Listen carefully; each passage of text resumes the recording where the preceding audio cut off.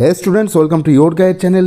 Breaking news এবং আজকে সবথেকে গুরুত্বপূর্ণ খবর হচ্ছে যে নিয়োগ হতে চলেছে 2017 যারা পাস করেছে এবং প্যানেল কিন্তু আজ অথবা কালকের মধ্যেই বেরোবে। হ্যাঁ, একদম শিওর খবর আছে, একদম গোপন সূত্রে খবর সেটা হচ্ছে আজকে অথবা কালকের মধ্যেই কিন্তু প্যানেল বেরিয়ে যাবে 9,533 জনের। প্রথমত 11,765 জনের কিন্তু স্টে ছিল, সে স্টেটা কিন্তু আজকে উঠে গেল। তোমরা দেখতেই পাচ্ছ সে স্টে কিন্তু আজকে উঠে গেছে, তোমরা খবর অলরেডি পেয়ে গেছো। কিন্তু ব্যাড যে নিউজ যেটা আছে সেটা হচ্ছে 11,765 মধ্যে 9,533 জনের রিক্রুটমেন্ট হবে।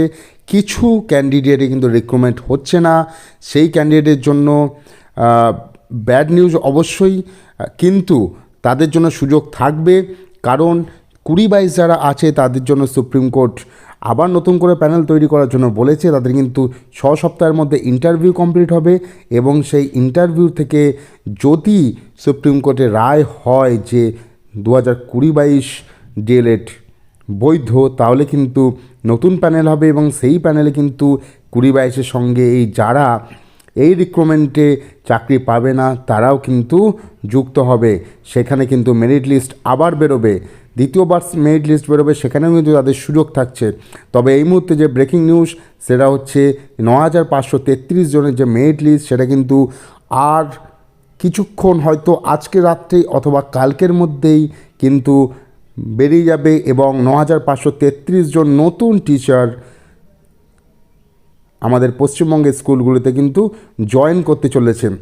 এবং পর্ষদ যে কারণটা জানিয়েছে যে সিট এত কম দেওয়ার, যে হিন্দি মিডিয়াম থেকে শুরু করে অন্যান্য মিডিয়ামগুলিতে নাকি সিটগুলো ফিল আপ হয়নি।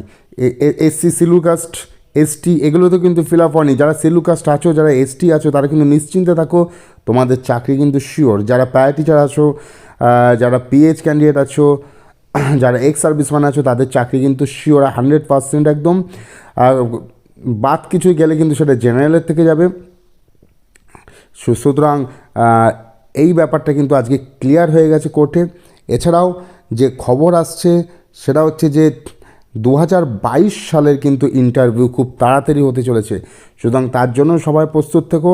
এই রিক্রুটমেন্টটা হয়ে গেলেই 2022 সালের কিন্তু ইন্টারভিউ শুরু হয়ে যাবে। কাট অফ নিয়ে যেটা তর্ক বিতর্ক হচ্ছে, গোপন সূত্রে যে খবরটা পেয়েছি, কাট অফ কিন্তু জেনারেলে প্রায় 28 থেকে 30-র মধ্যে কিন্তু থাকবে এবং এসসিতে থাকবে মোটামুটি তোমার 25 থেকে 26-এর মধ্যে, ওবিসি 27-28-এর মধ্যে ঘোরাফেরা করবে। আর সবথেকে ভালো খবর যেটা হচ্ছে ইন্টারভিউতে এবার ব্যাপক নাম্বার দেওয়া হয়েছে, এটাও গোপন সূত্রে পাওয়া খবর। ইন্টারভিউ তোমরা যখন প্যানেল আউট হবে তোমরা নিজেরাই দেখতে পাবে যে ইন্টারভিউতে কিন্তু প্রত্যেককেই যথেষ্ট পরিমাণে নাম্বার দেওয়া হয়েছে। চলো আজকের মতো ভিডিওটা শেষ করছি। আরও কিছু জিজ্ঞাসা কোশ্চেন থাকলে তোমরা অবশ্যই কমেন্ট বক্সে করো, আমি নতুন ভিডিও নিয়ে আবার হাজির হব।